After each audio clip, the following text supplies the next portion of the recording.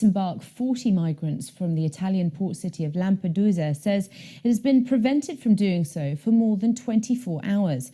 It had rescued the migrants, including women and children, 2 weeks ago. The captain of the charity's ship, Sea-Watch 3, says they've been told that there were no docking places. Ramzan Kamali has this report. Day 2 for Sea-Watch 3 in Italian waters off the coast of Lampedusa. For those on board, yet more frustration that the vessel carrying 40 migrants is not being allowed to dock. Italian authorities made a second visit on board, and the captain reiterated her plea to let the migrants off her boat.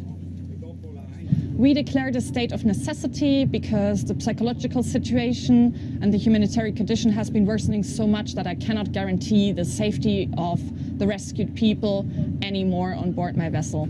Originally, 53 migrants were on board. 13 were taken off the vessel by the Italian Coast Guard due to health concerns, including 2 on Wednesday night. They were rescued from a rubber boat more than 2 weeks ago and have been sailing back and forth off the coast of Italy's southernmost island ever since. But Italian authorities had already warned that they would impose heavy fines and impound the ship if Sea-Watch 3 entered its waters. And Italy's Interior Minister, Matteo Salvini, once again expressed his anger. This time with a series of tweets, including this one, which stated, "If the ship is seized and the crew arrested, I can only be pleased." But the UN's refugee agency called for caution over the language used to resolve the situation. The tone of the political debate around this issue with refugees and with the NGO boats is very concerning. I think there has perhaps been a loss of perspective. You know, the numbers that are arriving Europe now are drastically decreased. They're significantly down compared to what we've seen in previous years. The captain of the boat said that she contacted authorities from not just Italy, but Germany, France, Malta, and even the European Commission, but to no avail. But the European Commission has called on Italy to allow the migrants to disembark and for member states to make a more coordinated effort to come to a swift resolution for those on board Sea-Watch 3. Ramzan Karmali, BBC News. Well, Heidi Sadiq is the charity spokesperson who is on board the Sea-Watch 3 at the moment. Heidi, thank you very much for joining us. Heidi, could you just explain to our viewers around the world what the atmosphere is like on board at the moment?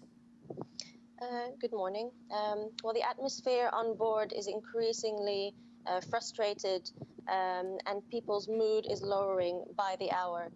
People understand that they are in a state of emergency, that they need to be brought to a safe place, and that they are actively being prevented to do so by our European governments. What about the state of health of the migrants?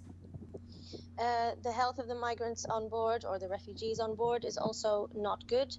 We've already had 13 people disembark the ship on medical grounds, and that is also I mean, not even to speak of the psychological state of the rescued people who have been through horrors, not just at sea, but also in Libya and their journeys beforehand, and are only just getting an opportunity to process the gravity of what happened to them, but are not being allowed to do so in a stable state.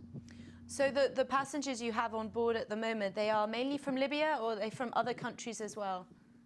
No, the nationalities vary, but everyone has departed from Libya. Okay, and what is it that they hope for now? I mean, what is the feeling on board of what future they might have? There's a lot of anxiety, many questions about what might happen on shore, and even though we do our best to provide information about the basic asylum process and what the reception might be once we actually get to land, there is a sort of underlying tone of, will we actually be welcome, and how will we actually be treated based on how they've been treated for the last 16 days. Are they aware of the comments from the likes of the Interior Minister of Italy, Matteo Salvini? We haven't necessarily discussed the tweets, but we meet every morning with our guests and we talk about the political developments and any updates that we might have.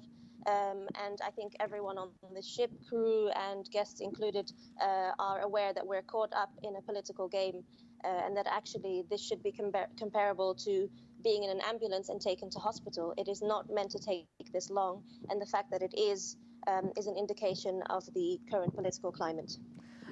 Some may argue that you are yourselves playing a political game. I put this to you that you know, you're grabbing, of course, media headlines. You're here now on BBC World News, being broadcast around the world.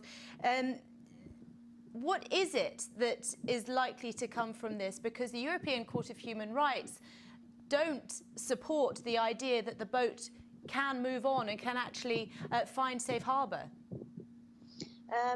That is disillusioning because actually what we're doing here is upholding international law, both maritime law and international human rights law. So the next steps are what happens after to our ship and to the captain. We know that there is a culture of criminalization and intimidation, so we don't know what might happen next, but the intention from the Interior Minister and others have been made clear. But our intention remains the same, and that would have been the case regardless of who we have on board, whether they departed from Libya or anywhere else. The law states that if you have rescued people in distress at sea, they must be brought to the nearest safe port as soon as possible. And 16 days is definitely not what was possible. It could have been resolved much, much longer ago. We really appreciate your time, Heidi Sadiq, on board Sea-Watch 3. Thank you very much.